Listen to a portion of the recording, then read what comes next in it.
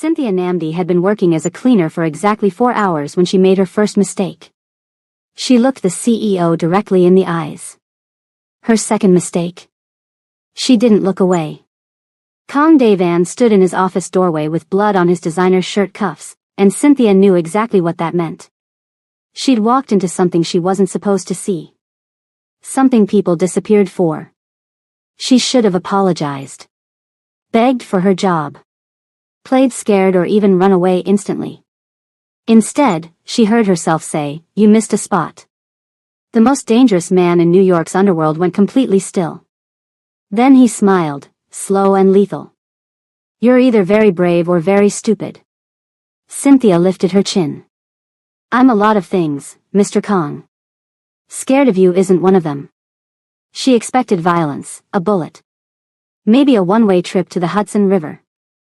What she didn't expect was for the Korean Mafia king to drop to one knee right there in the hallway, pull out a black velvet box, and say the words that would destroy everything she'd planned, "Then marry me." But before we dive into this explosive romance, if you love dark Mafia stories with fearless heroines who bow to no man, smash that subscribe button and hit the bell so you never miss our steamy updates. Drop a comment telling me, would you defy a Mafia boss on your first day? Now, let's get into Cynthia's dangerous world. 12 hours earlier, the March wind cut through Cynthia's second-hand coat as she stood before the obsidian tower that housed Kong Industries. 53 floors of glass and steel that the tabloids called the Korean Crown, and the streets called something else entirely, the headquarters of the most powerful Korean-American crime syndicate on the East Coast. Cynthia adjusted the fake glasses perched on her nose, part of her carefully constructed disguise, and checked her reflection in the polished doors. Her natural hair was pulled back into a simple bun, her makeup minimal, her clothes deliberately cheap. Everything about her screamed invisible, forgettable, beneath notice. Perfect. Cleaning crew entrance is in the back, a security guard sneered without looking up from his phone. "Can't you read?" Cynthia bit back the sharp retort dancing on her tongue, the one in the 3 languages she spoke fluently, courtesy of her MIT education and her family's international connections. Instead, she ducked her head and mumbled an apology, playing the role. Because Cynthia Namdi hadn't spent 3 years planning her infiltration into Kong Industries just to blow it in the first 5 minutes over some racist security guard. The service entrance smelled like industrial cleaner and old coffee. A tired-looking woman with a clipboard barely glanced at Cynthia's forged credentials before shoving a uniform into her arms. "You're on executive floors. 48 through 53, the supervisor said, already turning away. "Don't touch nothing you don't have to. Don't look at nobody. Don't speak unless spoken to. The executives don't like distractions." The way she said it, with a meaningful look at Cynthia's dark skin, made the message crystal clear. "Understood," Cynthia said softly, though inside, anger simmered. Let them underestimate her. She'd been underestimated her entire life, and she'd turned it into her most lethal weapon. The executive floors were everything she'd expected: cold opulence, hushed power, and the kind of wealth that came from both legitimate business and very illegal activities. Kong Industries officially dealt in luxury cosmetics, real estate, and tech investments. Unofficially, they controlled half the underground trade routes in the Northeast and had politicians, judges, and police chiefs on their payroll. And somewhere in these pristine halls was the evidence Cynthia needed to destroy them. She started in the conference rooms on the 48th floor, mapping exits and camera positions while she dusted and mopped. Her photographic memory cataloged everything: the facial recognition panels, the fingerprint locks, the locations of the panic buttons disguised as decorative elements. New girl. Cynthia turned to find a woman in a designer suit looking at her like she was something stuck to her shoe. Her name tag read, Minesio Park, VP of Product Development. "Yes, ma'am. The CEO's office needs to be cleaned.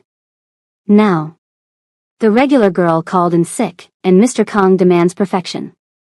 Minesio's lips curled. "Think you can handle that, or should I request someone more experienced?" The CEO's office. 53rd floor. Exactly where Cynthia needed to be, handed to her like a gift on her first day. "I can handle it, ma'am," Cynthia said, keeping her eyes down. "You'd better. Mr. Kong isn't tolerant of mistakes."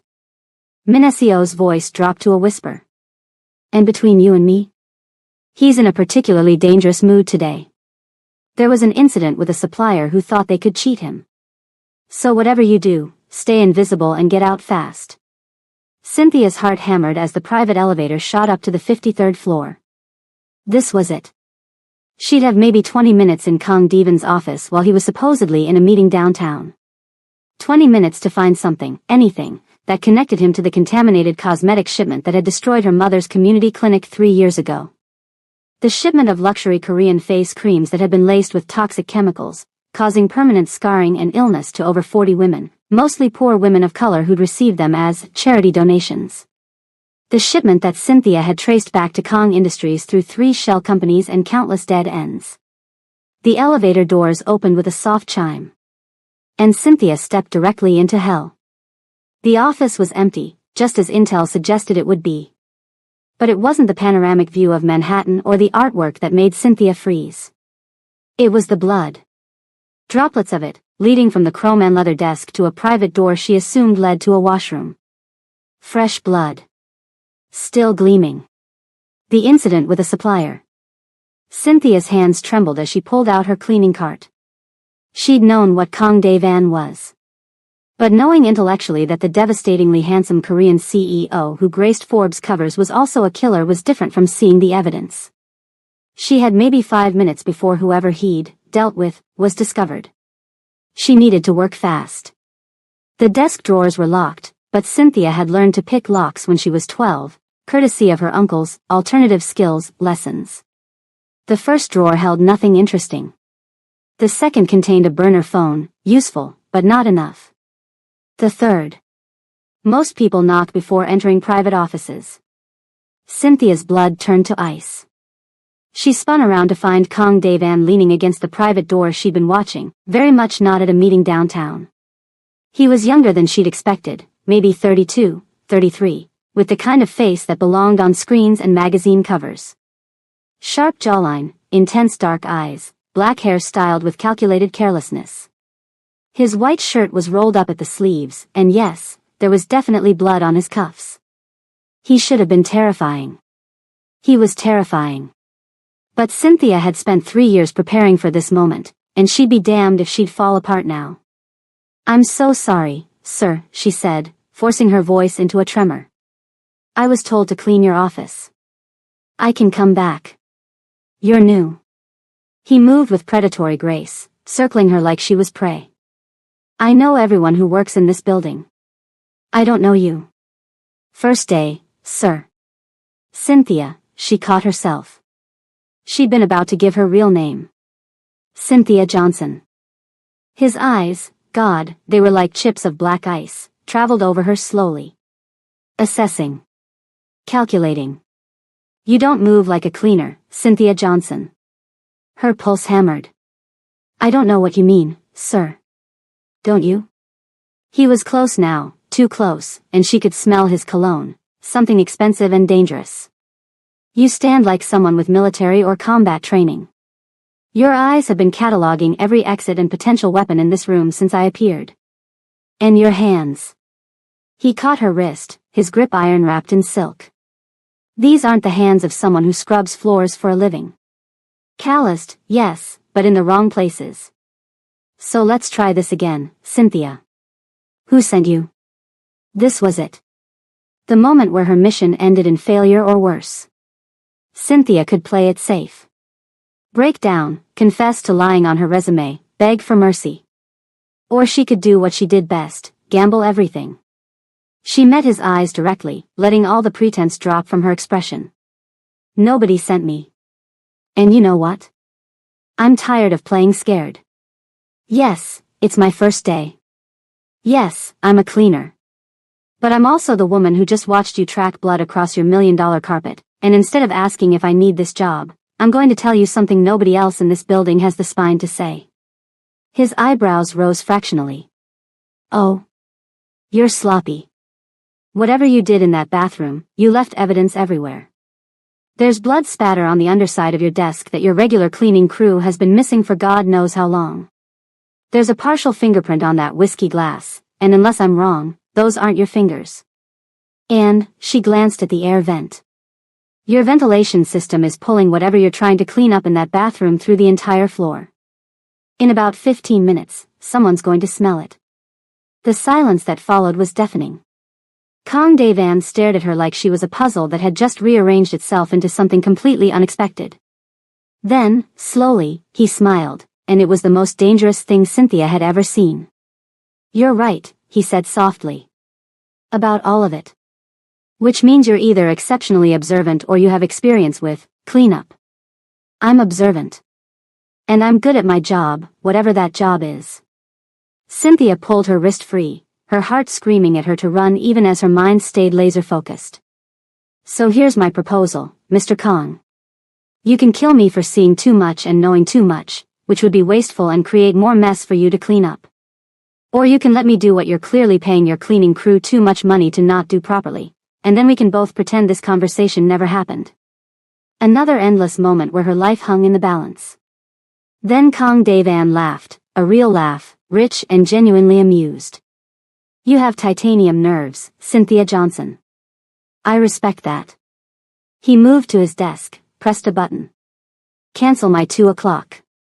And send up industrial cleaning supplies to my office. The specialized kind. The kind for cleaning up crime scenes," Cynthia's mind translated. "You have 1 hour," he told her. "Impress me." Cynthia had cleaned up after her uncle's business dealings, enough times to know exactly what to do.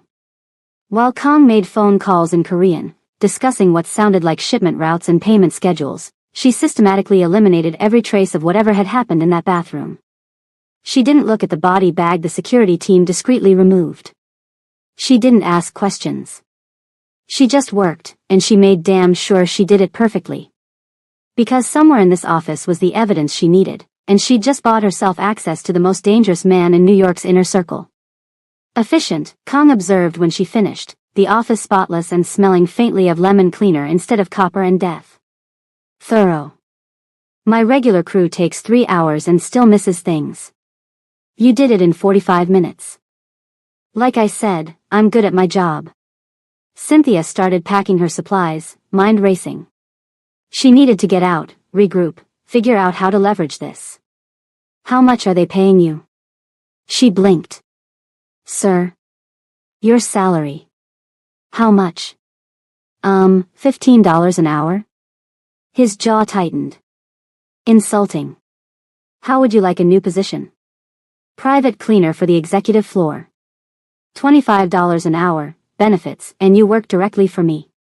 Which means you clean what I tell you to clean, when I tell you to clean it, and you forget everything you see." "Understood." It was a test. It was also an opportunity. "Understood," Cynthia said. "But I have one condition." The temperature in the room dropped 10 degrees. "You're in no position to negotiate." "Aren't I?" "You need someone smart, discreet, and capable. Someone who isn't afraid of you and won't fall apart when things get messy. Someone who sees details everyone else misses." She met his eyes steadily. "That's worth more than 25 an hour. 30, and I want access to the executive gym and cafeteria. If I'm going to work these hours, I need to eat properly and stay in shape." What she really needed was access to more areas of the building. But he didn't need to know that. Kang studied her for a long, tense moment. Then that dangerous smile returned. "You're either the bravest woman I've ever met or the most foolish." "I've been called both," Cynthia said steadily. $30. You start tomorrow, 6 a.m. "And Cynthia?" He moved closer, his presence overwhelming. "The moment I think you're playing me, the moment I suspect you're anything other than what you claim to be, you'll disappear so completely that not even your dental records will be found. Are we clear?" She should have been terrified. She was. But she was also exhilarated. "Crystal," she said. "Good. Now get out of my sight before I change my mind about how useful you are." Cynthia had made it to the elevator, her hands finally starting to shake with delayed adrenaline, when his voice stopped her. "Actually, Cynthia. One more thing." She turned. Kang Dae-van was standing in his office doorway, backlit by the setting sun, looking like some dark avenging angel. And his expression had shifted into something she couldn't read. That fire, he said quietly. The one you're trying so hard to hide behind those fake glasses and cheap clothes. I see it. And I'm going to find out exactly what's burning inside you. Then he was gone, the office door closing with a soft click that sounded like a cell door locking. Cynthia made it to the street before her knees buckled, and she had to catch herself against a building. What the hell had she just done? She'd been made, or partially made, by the most dangerous man in New York. She should run. Abort the mission. Disappear. But she'd also just gotten closer to Kong Dae-van in one day than 3 years of planning had achieved. Her phone buzzed. A text from an unknown number. Tomorrow. 6 a.m. Don't be late. And Cynthia? Lose the fake glasses. I prefer to see the real you. K. She looked up at the tower, at the top floor where she knew he was probably watching. And despite everything, the danger, the fear, the absolute insanity of what she was doing, Cynthia smiled. Game on. Are you obsessed with this story yet? Hit that like button if you're already rooting for Cynthia. And comment below, Team Cynthia or Team Devon. Don't forget to subscribe because this romance is about to get so much darker and steamier. Trust me, you don't want to miss what Dae-van does when he discovers Cynthia's real identity. Now, back to the story. Cynthia didn't sleep that night. Instead, she sat in her tiny Brooklyn apartment, surrounded by 3 years of research, photos, documents, testimony from the women her mother had treated at the clinic. Women with chemical burns. With permanent scarring. With chronic illnesses from the toxic cosmetics that had been donated to low-income communities as luxury samples. Her mother's face stared back at her from one photo, Dr. Kayamika Namdi, brilliant dermatologist and humanitarian, testifying before a grand jury. The case had gone nowhere. The trail had gone cold. Kong Industries lawyers had buried everything under layers of shell corporations and plausible deniability. 3 months later, her mother's clinic had mysteriously burned down. Ruled accidental. Cynthia knew better. And now she was walking into the lion's den voluntarily, with the lion himself watching her every move. Her phone rang at 5:30 a.m. Unknown number. I know you're awake, Kong Devon's voice poured through the speaker like whiskey, smooth and burning. I also know you live at 347 Bergen Street, 3rd floor, and you've been sitting at your kitchen table for the past 6 hours looking at something that's making you very, very angry. Cynthia's blood froze. She moved to her window. Across the street, in a black sedan, she could see the silhouette of a man watching her building. Are you having me followed? She didn't bother hiding the fury in her voice. I have everyone who works for me followed. Especially the interesting ones. She could hear the smile in his voice. You're very interesting, Cynthia. MIT graduate, biochemistry major, daughter of Dr. Kayamika Namdi, the same Dr. Namdi who tried and failed to sue my company 3 years ago. Should I go on? The bottom dropped out of Cynthia's world. He knew. He'd known from the beginning. Then why? Her voice came out strangled. Why did I hire you? Why haven't I killed you? Devon's voice dropped lower, intimate and deadly. Because I want to know what you're really after, Cynthia Namdi. And because when I saw you standing in my office, lying to my face with such beautiful conviction, I felt something I haven't felt in a very long time. What? Curiosity. Desire. The thrill of meeting an equal. A pause. Get in the car, Cynthia. We need to talk. Really talk. And if you run, I'll find you within an hour. You know I will. She should run anyway. She should call the police, the FBI, anyone. But Cynthia had learned long ago that the system didn't protect people who looked like her, and it certainly didn't touch people like Kong Dae-van. The only person she could rely on was herself. So she grabbed her jacket and went downstairs. The sedan was warm, leather seats and the smell of expensive cologne. Dae-van sat in the back, dressed in a black suit that looked like sin personified. Drive, he told the driver, then turned his full attention to Cynthia. You're not recording this conversation. I had you scanned before you got within 10 feet of the car. Of course you did. You think I killed your mother. It wasn't a question, but Cynthia answered anyway. I think you ordered your people to destroy her clinic because she was getting too close to exposing your contaminated cosmetics operation. I think you've been poisoning poor communities with toxic products for years, writing it off as charity while making millions from your luxury lines. You're partially right, Defies said, and his admission shocked her into silence. There was a contaminated shipment. There were products that never should have reached the market, let alone been donated to clinics. But I didn't order it, Cynthia. I didn't even know about it until 6 months after your mother testified. Convenient. And I'm supposed to believe you? No. You're supposed to listen. His jaw tightened. 3 years ago, my VP of Product Development, a woman named Mafia, was running a side operation, cutting costs on ingredients and pocketing the difference. When product testing flagged the contamination, she buried the reports and diverted the entire shipment to charity donations to dispose of the evidence. By the time I discovered it, the damage was done. Cynthia's mind raced. Mafia, the same woman who'd sent her to Defies' office yesterday. And what did you do about it? She challenged. What do you think the blood in my office was from yesterday? Defies' eyes were cold. Mafia had gotten sloppy again. Another contaminated batch, another attempt to cover it up. I don't tolerate people who hurt innocents for profit, Cynthia. Especially not people who do it using my company. You killed her. I had her removed from the situation, yes. No remorse in his voice. She's currently in a private facility in upstate New York, where she'll remain for the rest of her natural life. Death would have been kinder, but I wanted her to live with what she'd done. Cynthia's hands shook. My mother's clinic was not my doing. But it was my responsibility to find out whose doing it was. Defies pulled out a tablet, handed it to her. 6 months of investigation. Names, dates, bank transfers. Mafia hired local thugs to torch the clinic when she realized your mother had physical evidence of the contamination. I found the men responsible. They've been dealt with. The files on the tablet were extensive. Detailed. Damning. And they confirmed everything he was saying. Why? Cynthia's voice cracked.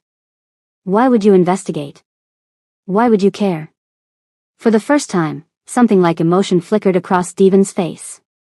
Because my mother died from contaminated cosmetics when I was 15. A knockoff luxury cream made in a basement in Seoul, full of lead and mercury. It destroyed her skin, got into her bloodstream. She spent 3 years dying slowly, in agony, while I was powerless to help her. He looked out the window at the city waking up around them. I built Kong Industries to create products that would never harm anyone.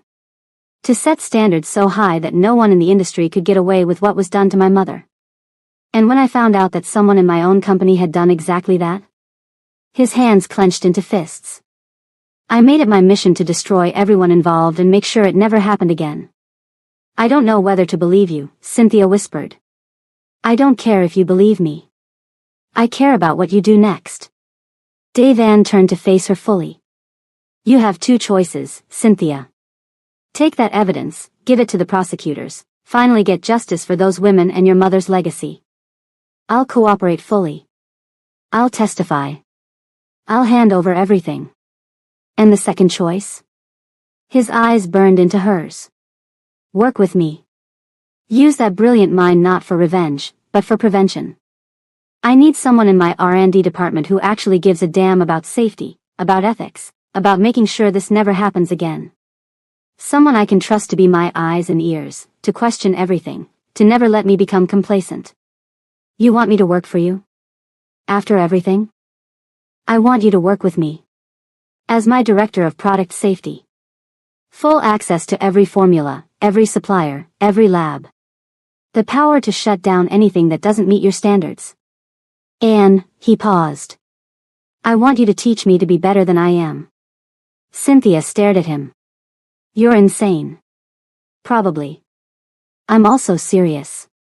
Defies pulled out another document. There's something else you should know. Your mother's clinic.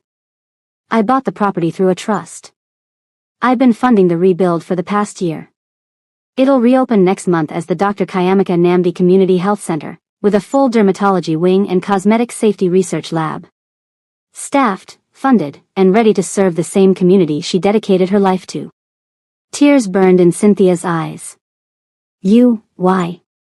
Because it was the right thing to do. And because, for the first time, Devan looked almost vulnerable. Because I hoped that someday, the daughter who loved her might see it and know that not everyone in this industry is a monster. The car had stopped. Cynthia looked out to find they were at Kong Industries Tower.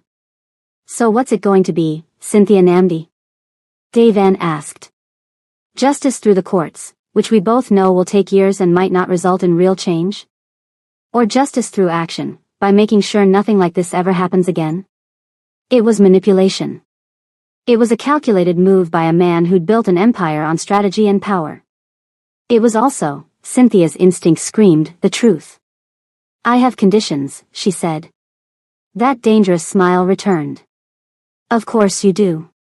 Full transparency. Access to everything, no restricted files. I report directly to you, and I have the authority to override any decision I deem unsafe. And, she met his eyes. You fund 5 more clinics like my mother's. In communities that need them. Done, and done. Devan extended his hand. Do we have a deal? Cynthia looked at his hand, the hand of a killer, a criminal, a man who operated in shadows and moral gray zones. The hand that was also offering her everything she'd wanted, justice, purpose, and the power to actually make a difference. She shook it. We have a deal. But Devan? She used his first name deliberately, watching his eyes flare with something hot and dangerous. I'm not afraid of you. And I won't let you use me. The second I think you're playing me, I'll burn your entire empire down and smile while I do it. His fingers tightened on hers, and he pulled her closer, close enough that she could see the gold flecks in his dark eyes, close enough to feel the heat radiating from him. You know what, Cynthia? I believe you. And God help me, that's exactly why I'm going to do something completely insane. What? Right there in the back of the car, with the morning sun streaming through the windows, Kong Devan did the last thing Cynthia expected. He pulled a black velvet box from his jacket pocket and opened it, revealing a ring that glinted in the sunlight. Marry me. Cynthia's brain short-circuited. I'm sorry, what? Marry me, he repeated calmly, as if proposing to a woman he'd met 24 hours ago was perfectly rational. I need a wife to solidify certain business alliances. You need legitimacy and protection to do the work you're planning to do. My enemies will see you as a weakness to exploit if you're just an employee. As my wife? You'd be untouchable. That's the most insane thing I've ever heard. Is it? Think about it strategically. You get access to everything, my resources, my connections, the power to make real change. I get someone by my side who'll never bow to pressure, never compromise her ethics, and who'll keep me from becoming the monster I'm always at risk of becoming. His thumb brushed over her knuckles. Plus, my family is pressuring me to marry a suitable Korean woman from an appropriate background. Showing up with a brilliant, beautiful black woman with an MIT degree and a spine of steel? That's the ultimate power move. So I'm a rebellion strategy? You're a lot of things, Cynthia. A rebellion, a salvation, a challenge I can't walk away from. His voice dropped lower. And if I'm being honest? When you looked at me in my office yesterday, not with fear but with fire, I felt something I'd convinced myself I'd never feel. A connection. Recognition. Like finding the other half of something I didn't know was broken. Cynthia's heart hammered against her ribs. This was crazy. Insane. Completely irrational. But when had she ever played it safe? This would be a business arrangement, she said carefully. A marriage of convenience. Of course. Separate bedrooms. If that's what you want. The heat in his eyes suggested he hoped she might want otherwise, eventually. And I can end it whenever I choose. If I want out, you let me walk away, no threats, no consequences. Something flickered in Devan's expression, almost like pain, but he nodded. Agreed. Though I should warn you, Cynthia. I'm not a good man. I've done things that would horrify you. I operate in a world of violence and moral compromise. Being associated with me, being married to me, will paint a target on your back. I've had targets on my back my whole life, Cynthia said. For being black, for being a woman, for being smarter than men who couldn't handle it. At least this time, I'll have the weapons to fight back. Is that a yes? Cynthia looked at the ring, a black diamond surrounded by smaller white ones, unusual and striking and somehow perfect. She looked at the man holding it, this dangerous, damaged, complicated man who just offered her everything she needed to fulfill her mother's legacy. And she thought about what her mother would say. Dr. Kayamika Namdi had always taught her, use every tool available, fight on every front, and never apologize for being strategic. Yes, Cynthia said. I'll marry you. But Devan? I'm going to change you. I'm going to push you toward the light even when you want to stay in the shadows. And if you ever betray me, ever use me, ever make me regret this decision? She smiled, sweet and deadly.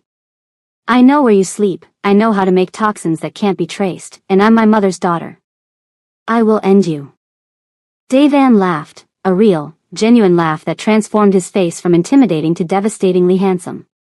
Cynthia Namdi, he said, sliding the ring onto her finger where it fit perfectly, I think you might be the death of me. But what a beautiful death it'll be. He kissed her hand, his lips warm against her skin, and Cynthia felt electricity shoot through her entire body. What the hell had she just agreed to? The engagement announcement hit the news like a nuclear bomb. Kong Industries CEO engaged to mystery woman. Who is Cynthia Namdi? Everything we know about Kong Devan's surprise fiancé. From MIT to Mafia, the unconventional love story taking New York by storm. Cynthia sat in her new office, because yes, Devan had immediately promoted her to Director of Product Safety with a corner office on the 51st floor, and watched her life explode across social media. Her phone had been ringing non-stop. Friends from college she hadn't spoken to in years. Distant relatives suddenly very interested in her life. And reporters, so many reporters. You look shell-shocked, a voice said from her doorway. Cynthia looked up to find a man who could have been Devan's brother, same sharp features, same dangerous aura, but slightly younger and with a more approachable smile. You must be Jae-sung, she said, recognizing Devan's cousin and head of security from her research. Here to vet the new fiancé? Here to welcome you to the family and warn you what you're getting into. Jae-sung came in, closed the door. Can I be honest? Please. I've known Devan my entire life. I've seen him with women, lots of women. Models, heiresses, businesswomen, you name it. He treats them well, spoils them, then gets bored and moves on within a few months. Jae-sung's expression grew serious.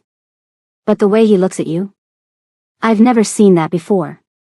Like you're a puzzle he's desperate to solve, a challenge he's terrified to lose. It's either going to save him or destroy him, and I genuinely don't know which. Not sure if that's reassuring or terrifying. Both. Definitely both. Jae-sung handed her a folder. Security briefing. There are currently 6 active threats against Devan from rival organizations. By marrying him, you've inherited those threats. You'll have a protection detail 24/7, starting today. Cynthia flipped through the folder.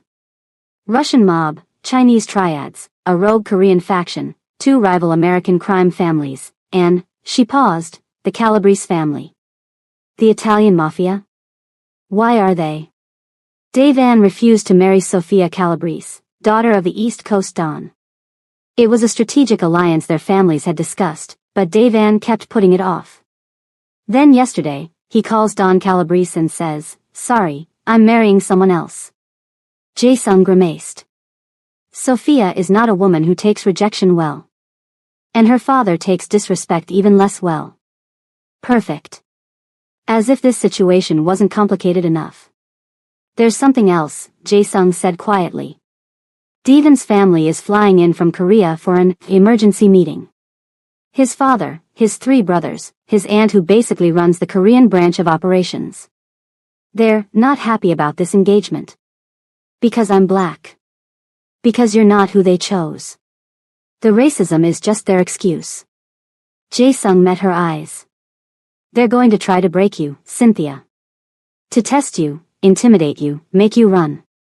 Defies warned them off, but his family doesn't scare easily. Neither do I, Cynthia said firmly. Good. You're going to need that fire. He stood to leave, then paused. For what it's worth. I think you're exactly what Defies needs. Someone who sees him clearly, all the darkness, all the danger, and doesn't flinch. Just, be careful. The people we love are always our greatest vulnerability. After he left, Cynthia sat in the silence of her office and really processed what she'd done. She'd agreed to marry a mafia boss. She'd put herself in the crosshairs of multiple criminal organizations. She'd committed to a man she barely knew, whose world was violence and moral compromise. Her phone buzzed. A text from Defies. Dinner tonight. My penthouse. 8 p.m. We need to discuss the engagement party and other matters. Dress code, whatever makes you feel powerful. D. Cynthia looked at the black diamond on her finger, catching light and throwing shadows. There was no turning back now. Defies' penthouse was exactly what Cynthia expected, sleek, modern, expensive, and surprisingly tasteful. Floor-to-ceiling windows overlooking Central Park, minimalist furniture, and art that was actually interesting rather than just pricey. You're early, Defies said, emerging from what she assumed was his bedroom. He'd changed from his suit into dark slacks and a black button-down that did absolutely unfair things to his physique. Cynthia had chosen an emerald green dress that hugged her curves and made her skin glow, armor disguised as fashion. I'm punctual. There's a difference. His eyes traveled over her slowly, appreciatively. You're breathtaking. I'm dressed appropriately for a business dinner. Is that what this is? He moved closer, and Cynthia felt that electricity again, that pull she absolutely couldn't afford to feel. Because I was hoping it might be more. Defies. I know. Business arrangement. Separate bedrooms. Marriage of convenience. He said it like the words tasted bitter.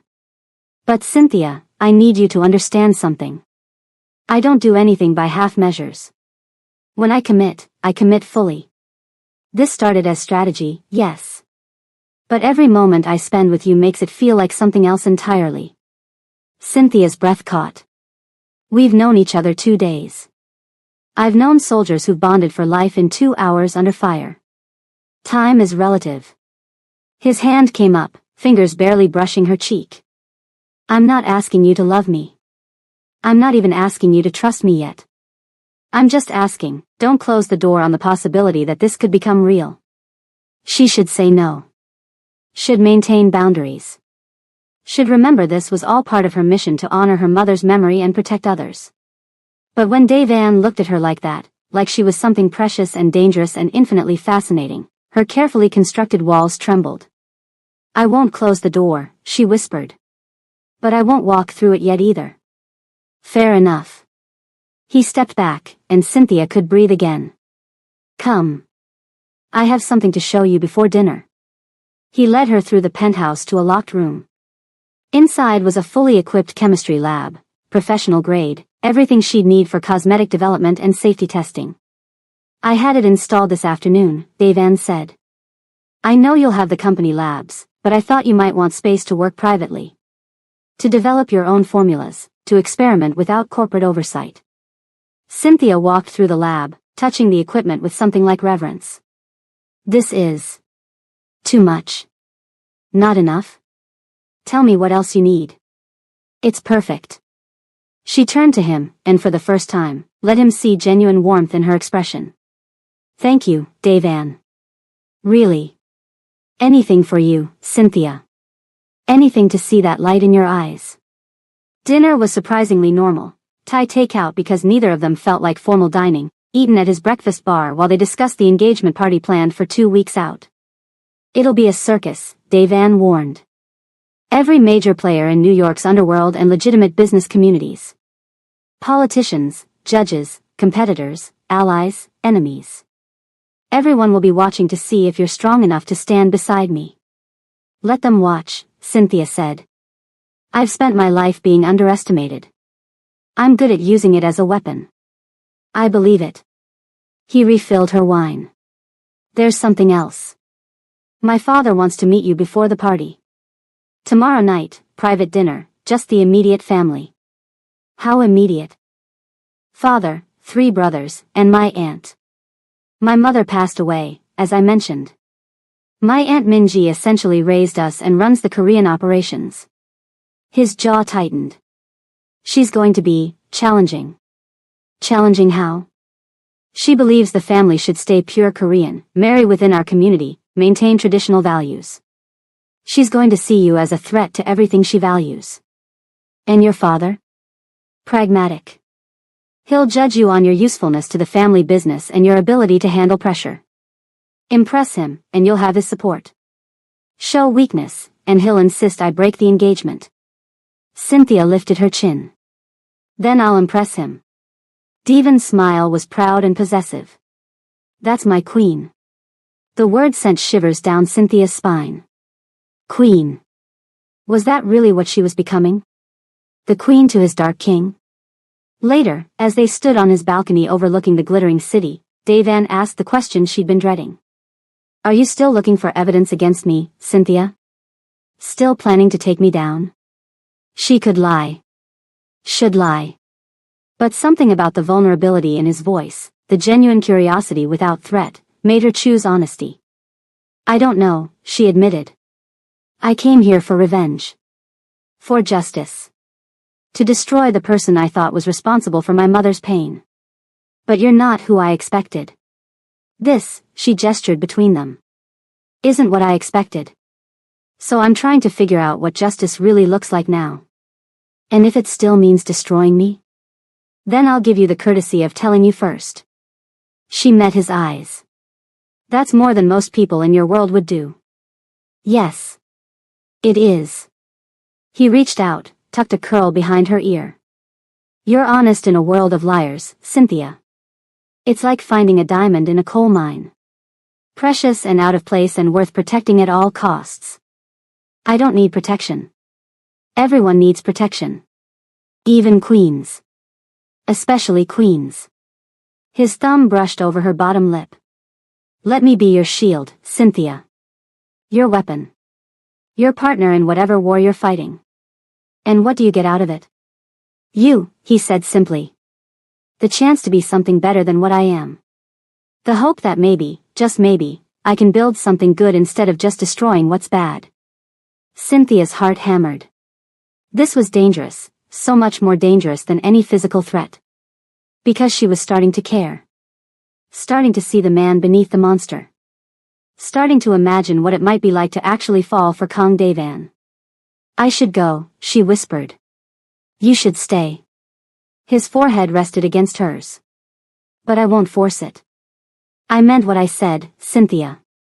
You're free to walk away whenever you choose. She should walk away. Right now. Instead, she stayed on that balcony for 3 more hours, talking about everything and nothing, learning about the boy who'd watched his mother die and built an empire from grief and rage, sharing stories about her own mother's brilliance and dedication. And when Devon's driver finally took her back to Brooklyn at midnight, Cynthia realized with dawning horror that she was falling for him. The enemy. The target. The man who might just be her salvation or her destruction. The Kang family dinner was held at Devon's father's estate in the Hamptons, because of course it was. Cynthia arrived in the car Devan sent, wearing a stunning gold dress that her best friend had helped her pick out. Go in there and show them who's boss, her friend had said. You're a genius, you're gorgeous, and you're about to marry the most powerful man in New York. Act like you know it. So Cynthia walked into that mansion with her head high and her armor firmly in place. The Kang family was waiting in the formal dining room, and the temperature dropped about 20 degrees when she entered. Kang Dae-young, Devon's father, was an older, harder version of his son, all sharp edges and calculating eyes. The 3 brothers, Dae-hyun, Min-jun, and Tae-young, ranged from early 20s to early 30s, each assessing her like a potential threat. And Aunt Min-ji, elegant in traditional Korean dress, looked at Cynthia like she was something diseased that had wandered in from the street. So, Min-ji said in perfect but accented English, this is the woman who has bewitched our Dae-van.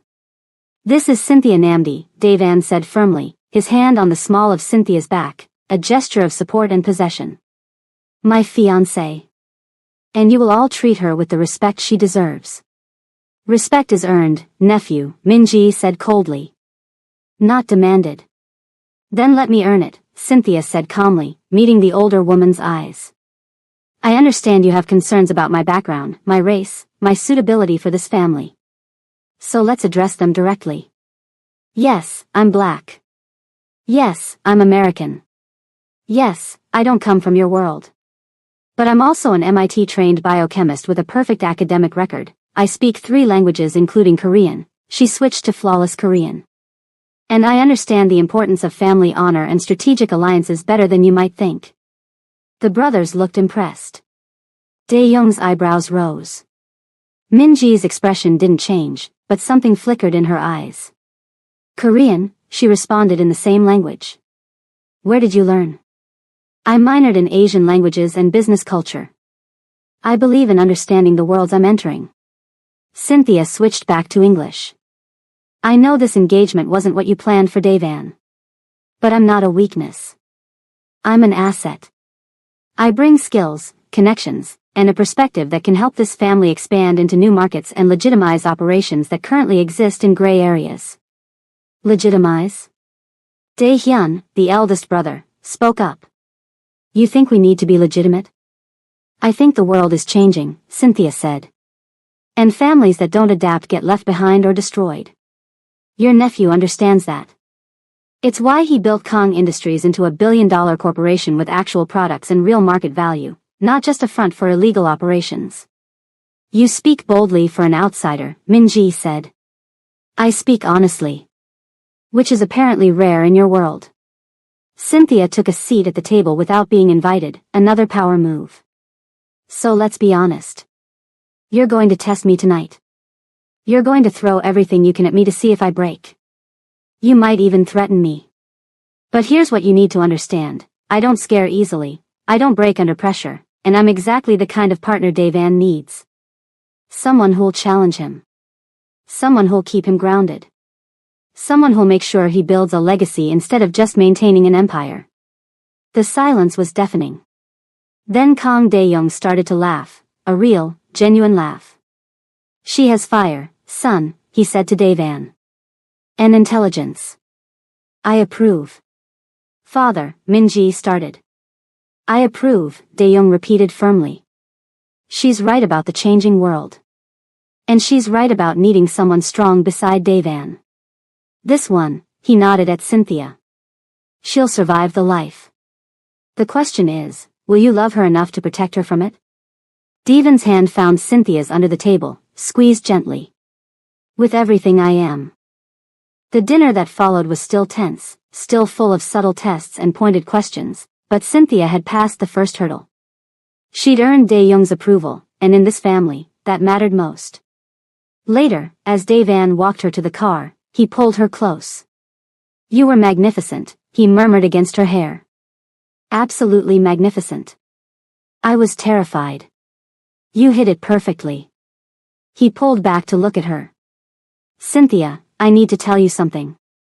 Something I haven't told anyone. Her heart raced. What? I'm falling for you. Not because of strategy or convenience or any rational reason. I'm falling for your fire, your brilliance, your refusal to bow to anyone. And it terrifies me because people I care about become targets. Become leverage against me. Daevan. Let me finish. If you want out, if this is too much, tell me now. Before I'm so far gone that losing you would destroy me. Cynthia looked up at this powerful, dangerous, damaged man who was offering her his heart like a grenade with the pin already pulled. And she made a choice. I'm falling too, she whispered. God help me, I'm falling too. He kissed her then, deep and desperate and full of all the things they couldn't say. And Cynthia kissed him back, tasting danger and desire and the possibility of something real in the midst of all the chaos. When they finally broke apart, both breathing hard, Daevan rested his forehead against hers. Marry me for real, he said. Not strategy. Not convenience. For real. We're already engaged. You know what I mean. Choose this. Choose me. Choose us. And Cynthia, brilliant strategist and cautious planner, threw caution to the wind. Yes, she said. For real.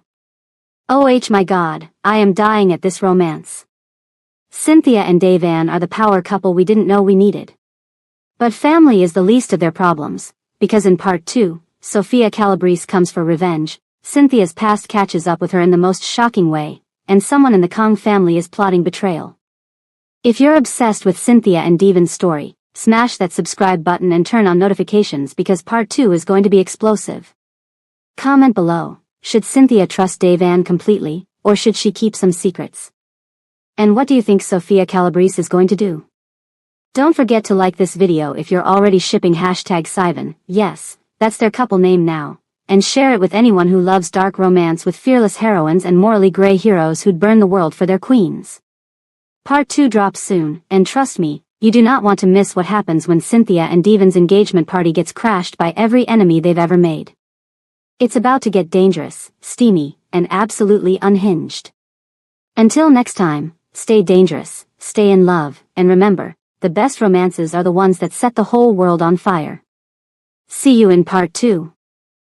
At the message, typed back, "Wrong number, sorry," deleted his contact, and kept walking into the cold morning. Victoria stood in the hospital bathroom, staring at her reflection. The baby, a girl, 7 pounds, healthy, was sleeping in the nursery. Victoria had given birth alone, no family, no visitors, used a fake name, paid cash she'd found in one of Tae-young's bags. She'd been living in a motel for 3 months, working under the table at a laundromat, saving every dollar. No sign of Junho, no sign of Tae-young, no sign of any of them. The news had reported a gang shootout on that morning in January, multiple casualties, no survivors identified. Marcus had tried calling twice, she'd blocked his number. The in-laws hadn't looked for her at all. Victoria splashed water on her face, tried not to think about the way Junho had looked at her with blood on his hands, tried not to wonder if he'd survived, tried not to care. A knock on the bathroom door. "Miss Phillips, your daughter is awake." Victoria dried her hands, walked out to the nursery. Her daughter's eyes were open, dark and alert. Victoria picked her up, feeling the weight of her, the realness. "Hey, baby girl, it's just you and me now, okay?" The baby made a small noise, not quite a cry, not quite a coo. Victoria held her close and walked to the window, looked out at the city, at the snow falling again, softer now, peaceful almost. Somewhere out there, Marcus was living his life. The in-laws were pretending she never existed. Somewhere out there, Tae-young might be running an empire, or rotting in prison, or dead. And Junho. A black car pulled up to the hospital entrance. Victoria's breath caught. A man got out, tall, dark coat, looked up at the building, too far away to see his face clearly. He stood there for a long moment, then got back in the car and drove away. Victoria exhaled slowly. "Let's go home, baby," she said to her daughter. "Our real home, wherever that is." She turned away from the window, didn't look back. Somewhere in her bag, her phone buzzed. An unknown number. She deleted it without reading, because she'd learned her lesson. Some numbers you just don't answer. Some messages you let go unread. And some mistakes change everything. Before you go, drop a comment telling us what you thought of this story. And if you haven't already, hit that subscribe button for love and tension, because we've got more intense, unpredictable stories coming your way. Trust us, you don't want to miss what's next. The end.